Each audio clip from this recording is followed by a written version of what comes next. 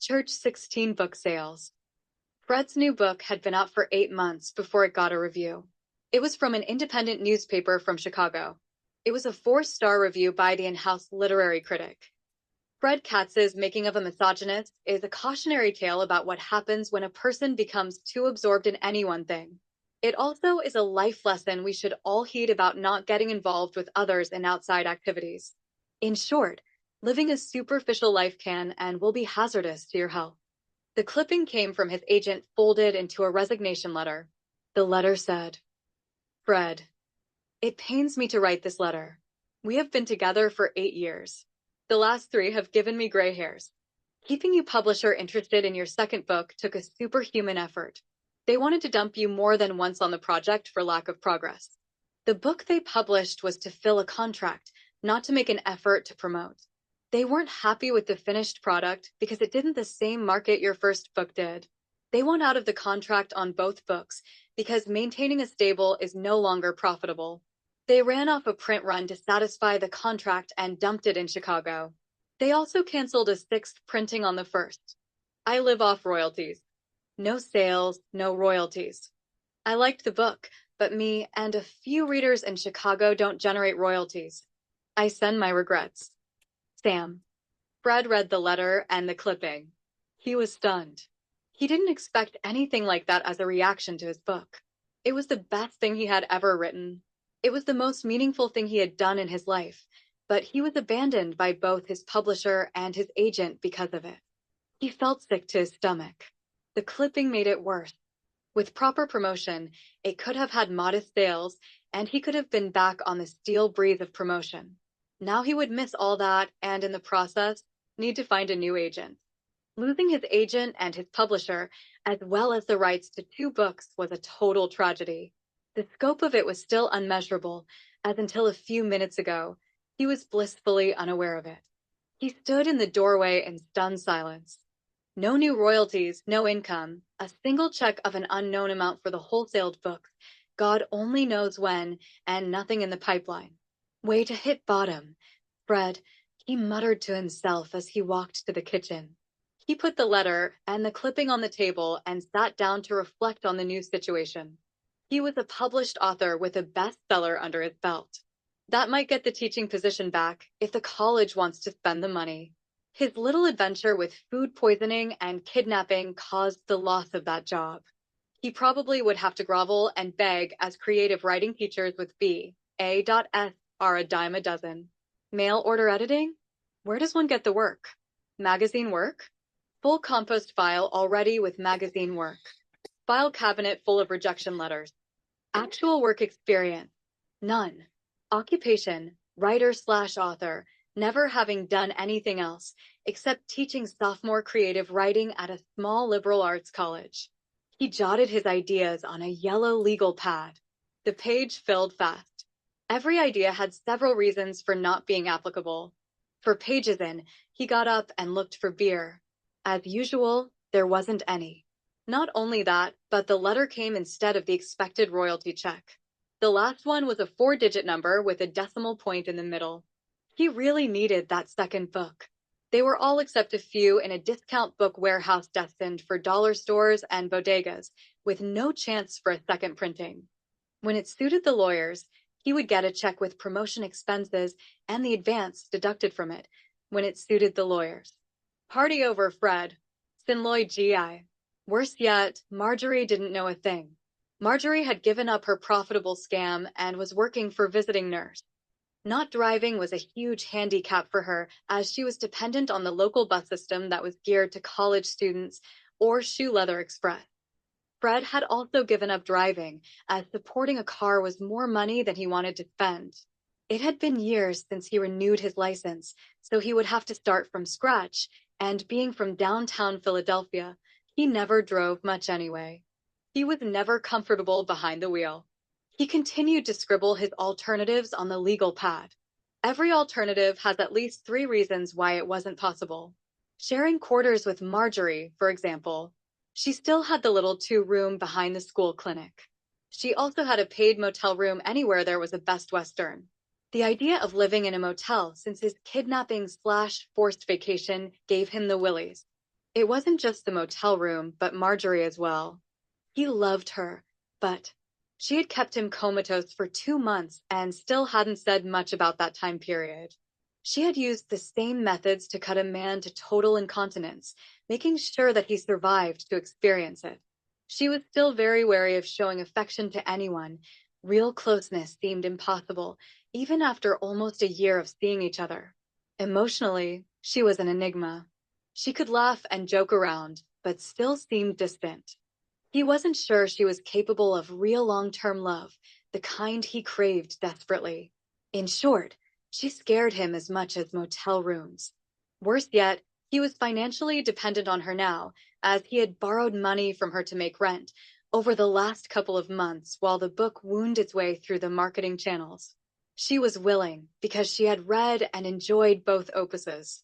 Now the marketing channels had come to a sudden spiteful dead end in a warehouse somewhere in Chicago. He knew the depths of her anger. He had seen it.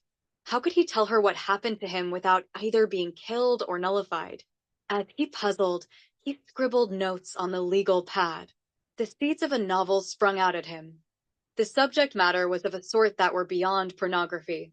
He scribbled wildly as images spun through his brain. Marjorie's unique experiences would be a treasure trove for research if he could get her to open up. In the meantime, he had to start looking for a new publisher. For that, he needed a proposal. It needed to go to agents and publishers to find someone to take on a new but proven client and a very edgy work. He flipped over to another blank page and started writing. Panic turned to thought, and then to determination in a little over 3 hours. Church 17 scared straight. Sid sat on a folding chair at the end of the medium security visitors lounge. It was the first time he had ever been there. The last and only visitors he had were in the Max Visitors Lounge. He had only had two in his entire prison experience. Where the Max was dingy, dark, and divided, this was a big, open, clean room.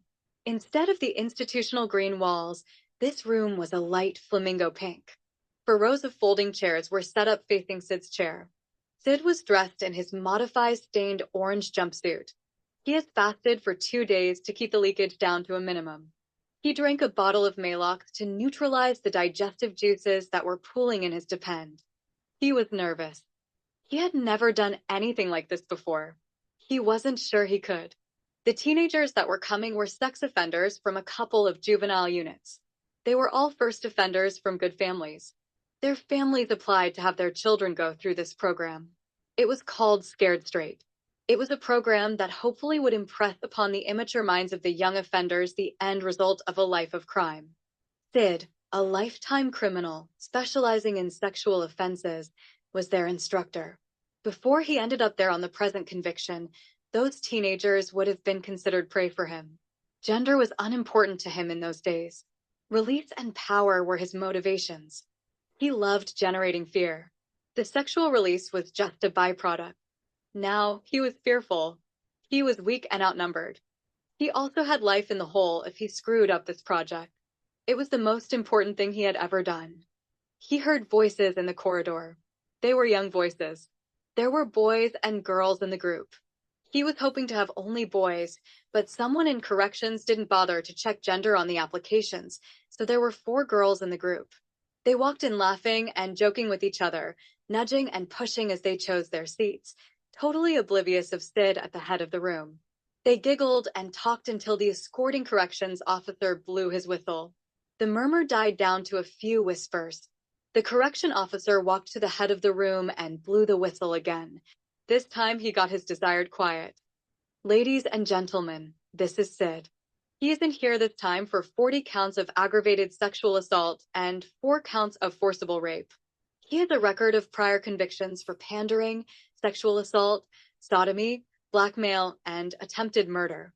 He's been our guest here for 27 years, mostly hard time. Sid stood up and took a step from the chair. His throat was dry. His hands were shaking. He had never done anything like this in his life, and he could feel it. The depend chafed his crotch as he moved. In spite of the precautions he took to slow down the flow of juices, it was soaked. Kids, I am what will happen to you if you keep on your present path. I bounced in and out of juvie for 8 years. I was an angry kid. I stole stuff, I beat up people, and took their money. I started getting off on their fear. I was in control. I took whatever was most valuable to them. I discovered that raping people took away the anger for a while. I got off on the fear and the begging. I enjoyed the struggle. The anger always came back. I wanted to hurt people. I always got caught. I did time. I got my fear jollies here too, raping other prisoners. I spent years in the hole. I hated everyone, and everyone hated me. I didn't give a rat's ass. I would play the game here for a couple of years, and they would kick me out. I was never out for more than a month before I would be in court again, and then back here. One day I raped a woman who was as angry as I was. Then I raped her friend. Next time I was out. I got caught on another crime and was inside for a while. I went back to the same town because college students are easy, and they're easy to swindle. The two women I raped there found me and took their revenge. Sid unbuttoned his jumpsuit and let it slide to the floor. The Depend was actively dripping digestive juices. He popped the tape on the Depend and dropped it to the floor, and stood there with his feet spread as the juices dripped from the opening between his legs. Two of the girls fainted. Several of the boys vomited violently. Everyone jumped away from their chairs and moved to the far end of the room.